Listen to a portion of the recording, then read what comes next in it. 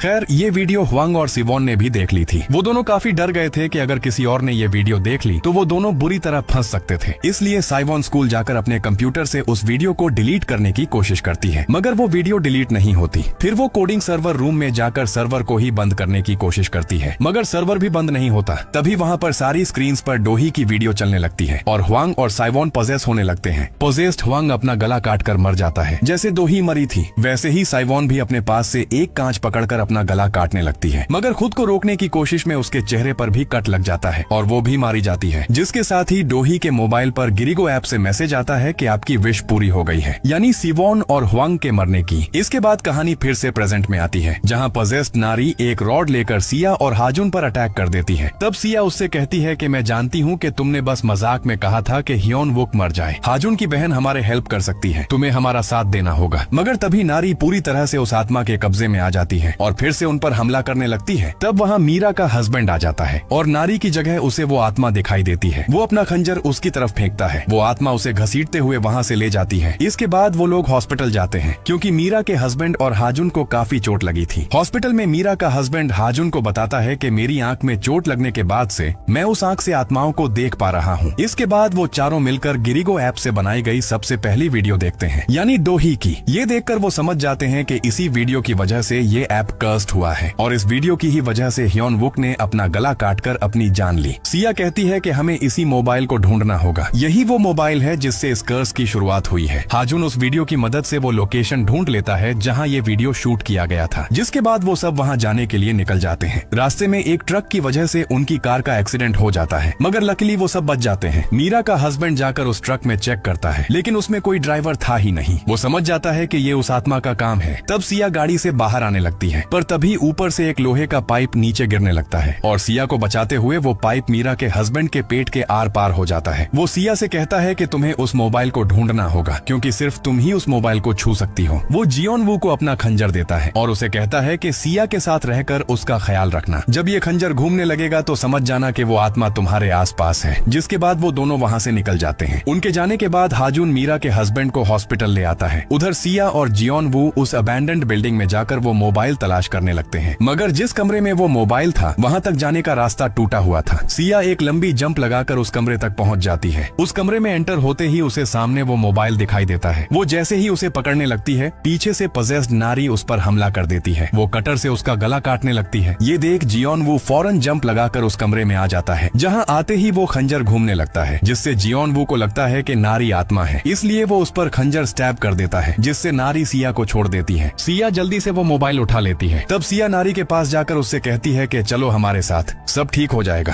तभी नारी फिर से पॉजेस हो जाती है और सिया के हाथ से वो धागा उतार देती है जो मीरा ने उसके हाथ पर बांधा था, जिससे वो अभी तक सेफ थी। अचानक सिया पॉजेस होने लगती है, उसका जिस्म अकड़ने लगता है। तब सिया के मोबाइल पर मीरा की कॉल आती है जो जियोन वू से सिया को उसके पास लाने का कहती है। तभी सिया को होश आ जाता है और सब कुछ नॉर्मल हो चुका था। वो अपने दोस्तों के साथ स्कूल में थी और गिरिगो ऐप भी डिलीट हो चुका था, मगर सिया को कुछ अजीब लग रहा था। तब वो खिड़की से बाहर देखती है जहाँ वो अपने सामने खुद को देखती है, यानी कि सिया दोबारा से उस आत्मा की दुनिया में वापस आ गई थी। तब आत्मा की दुनिया में नारी फिर से उस पर हमला कर देती है और उसे मारने लगती है। असली दुनिया में जियोन वो सिया को मीरा के पास ले जा रहा होता है। रास्ते में वो सिया को जमीन पर लिटाकर मीरा का घर ढूंढने लगता है, मगर तभी जियोन वो जहाँ खड़ा था वहाँ से जमीन टूटने की वजह से वो नीचे गिरने लगता है, पर उसने एक दरख्त को पकड़ लिया था। तब सिया पूरी तरह से पॉजेस होकर अजीब तरीके से हंसने लगती है और उससे कहती है कि जितनी मर्जी कोशिश कर लो सिया नहीं बचेगी। लेकिन जियोन वो हार नहीं मानता। वो किसी तरह वापस से ऊपर आ जाता है और सिया को लेकर जल्दी से मीरा के घर पहुंच जाता है, जहां मीरा उसके हाथ से वो लाल मोबाइल लेकर रिचुअल करने लगती है, मगर उस मोबाइल पर स्पेल्स पढ़ने के बाद भी सिया वापस नहीं आती।